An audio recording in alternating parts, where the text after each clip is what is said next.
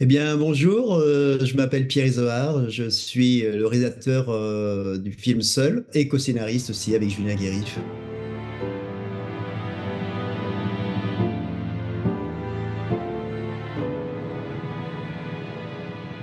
Bah, c'est l'histoire d'Yves Parlier, qui est un navigateur star de course au large. La course au large, donc c'est tous ces navigateurs qui partent seuls sur un bateau à voile pour faire le tour du monde. Donc, c'est son aventure dans le Vendée Globe 2000. Il a déjà échoué dans deux Vendée Globe précédents. Et là, il est le grand favori et il est sûr de gagner. Il part effectivement, il est en tête et malheureusement, ça ne se passe pas du tout comme prévu et l'histoire qu'il va vivre n'est pas du tout celle qu'il avait imaginée. Comme le Vendée Globe, je rappelle, c'est une course qui ne se déroule que tous les 4 ans. C'est un peu comme la Coupe du Monde de foot, c'est quelque chose de rare. Donc voilà, c'est une aventure humaine absolument incroyable et c'est une histoire vraie.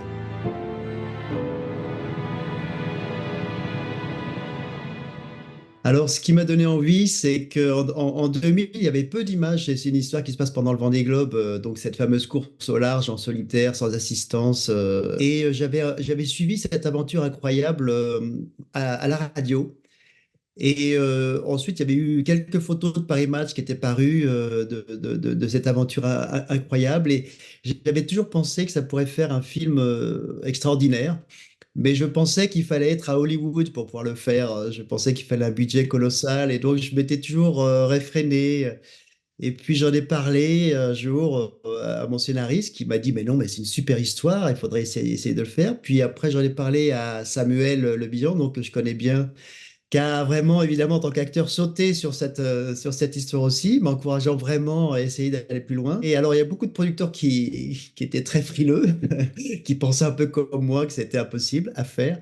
Sauf voilà, un ami de longue date, qui s'appelle Patrick André, chez IC, et qui a lui aussi eu très envie de se lancer dans cette aventure un peu folle. Et donc, voilà, c'est comme ça que le film est né, mais la conjoncture de plusieurs volontés, de plusieurs personnes très enthousiastes.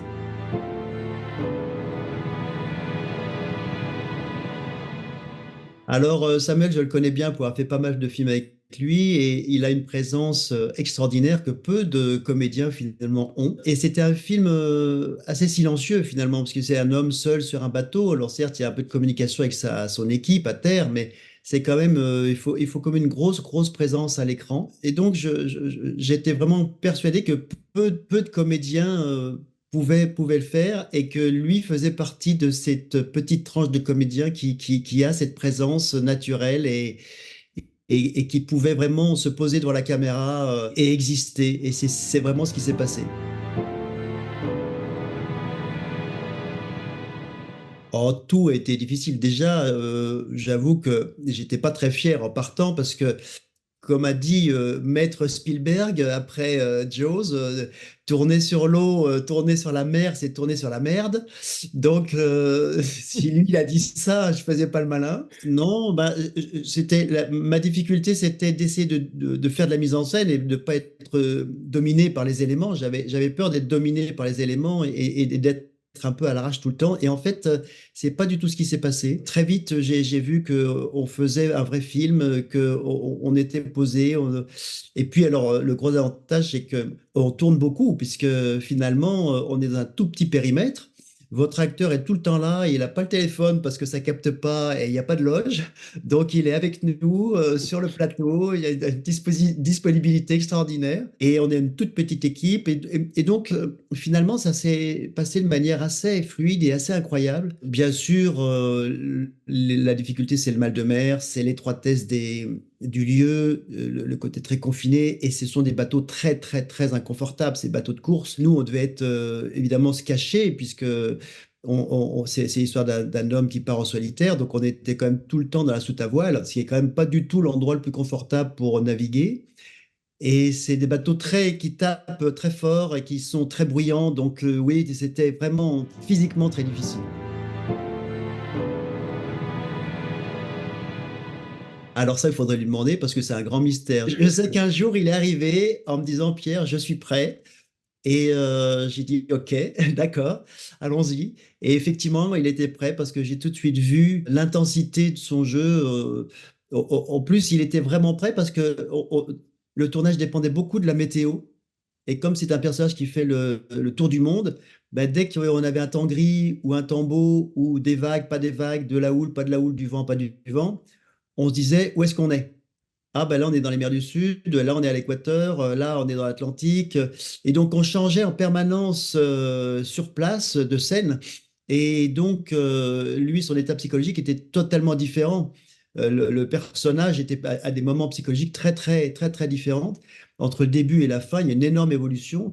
Et donc c'est là où il était vraiment prêt, il connaissait le scénario vraiment par cœur, il savait où il en était. Donc comment il s'est préparé, ça, vraiment, pour moi, c'est un mystère. Je ne sais pas quelles sont ses techniques personnelles, mais bon.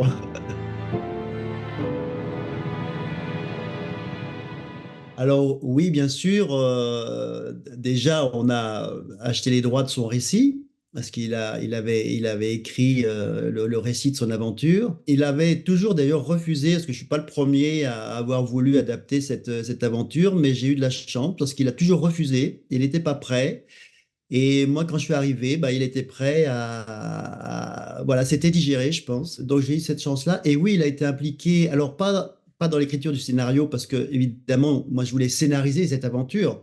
Mais il a bien sûr lu le scénario, donné son accord. Et puis, oui, oui, bien sûr, il a vu le film. Il n'a pas voulu être impliqué sur le tournage. Et finalement, c'était bien parce qu'il fallait que moi, que je m'empare de mon histoire et du personnage, que je faisais bien sûr un peu évoluer. Mais par contre, il a vu le film et il adore le film et est à chaque fois très très ému par le film. Et c'est vraiment très agréable d'avoir le soutien de Yves parce que c'était lui rendre hommage quand même. Donc qu'il aime le film, vraiment, c'est beaucoup de bonheur.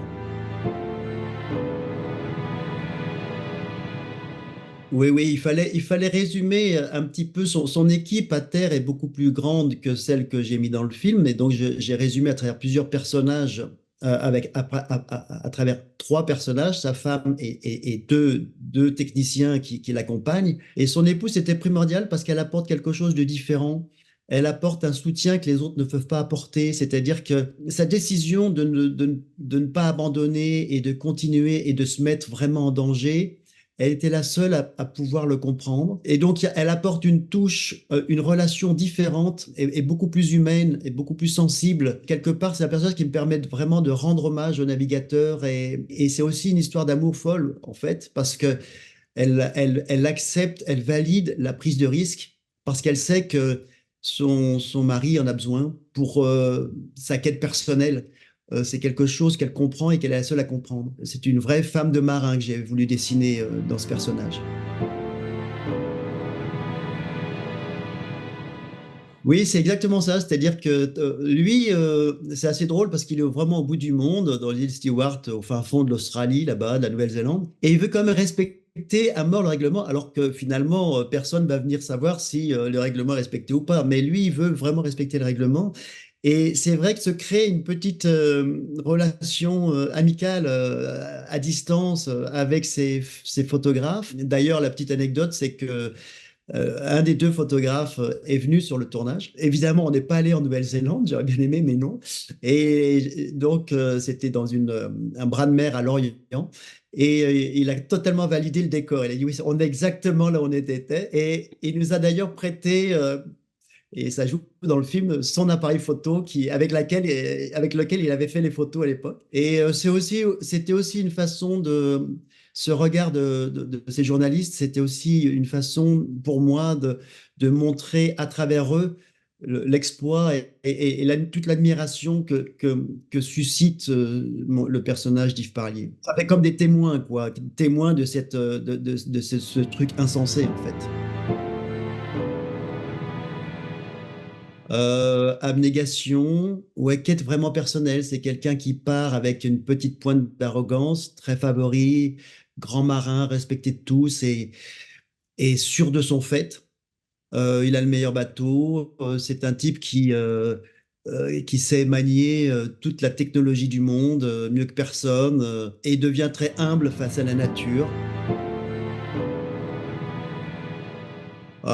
Il a un côté beaucoup plus cérébral que moi, alors que moi, je suis plus à l'instinct, on va dire.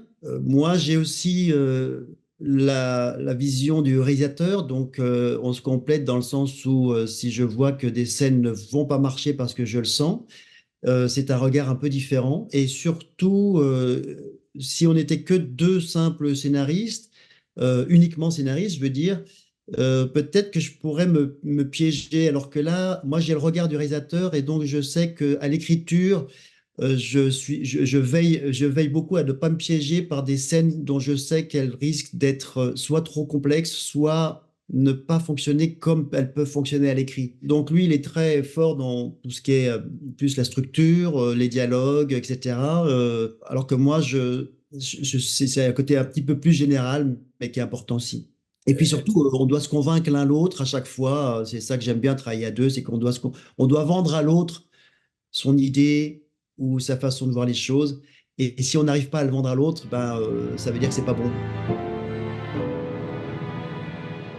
Oui, parce que une série, je dirais que c'est raconter une histoire en 6 heures quand c'est six épisodes. C'est très agréable à regarder. Moi, j'adore regarder les séries, mais finalement à faire, je crois que c'est plus excitant de faire une histoire en 1 heure et demie ou 1 heure 40, parce que finalement, on raconte aussi une histoire et que le format est suffisant. Donc une série, c'est beaucoup de travail pour finalement raconter une histoire, mais est-ce qu'une histoire a besoin de 6 heures ou est-ce qu'elle peut se faire en 1 heure et demie? Je crois que je préfère le format 1 heure et demie. Je viens de terminer une série en fait, voilà, pour TF1 qui s'appelle Carpe Diem et qui sortira à la rentrée et qui n'a rien à voir avec Seul et qui est, je dirais, une comédie un peu irrévérencieuse, un peu insolente, on est plus dans du De Broca, alors que Seul, c'est plus un film entre guillemets d'auteur, on va dire. Carpe Diem, je dirais, c'est de l'entertainment joyeux et de qualité. Mais oui, oui, oui, on se connaît bien avec Samuel, bien sûr. Je crois qu'on est tous les deux, on a mis du temps avant de s'apprivoiser. Et je crois que tous les deux, on est assez cash et qu'on ne se fait pas tellement des rondes jambes et que finalement est née une grande confiance l'un envers l'autre. Et lui, je crois que je lui amène des beaux projets dans lesquels il se retrouve et lui me donne vraiment toute sa confiance et c'est agréable et donc on est vite raccord. Et surtout quand on se dit des choses, on s'écoute l'un l'autre.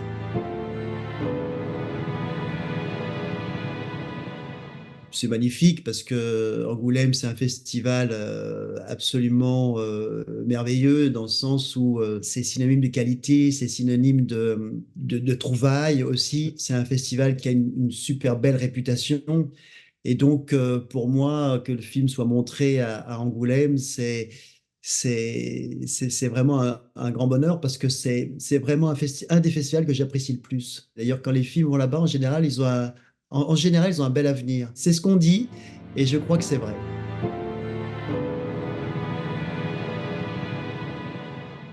Oui, il adore ça. Je crois qu'il adore voir des films, il adore discuter des films, il adore. Oui, je crois vraiment qu'il sera comme un poisson dans l'eau avec avec cette tâche.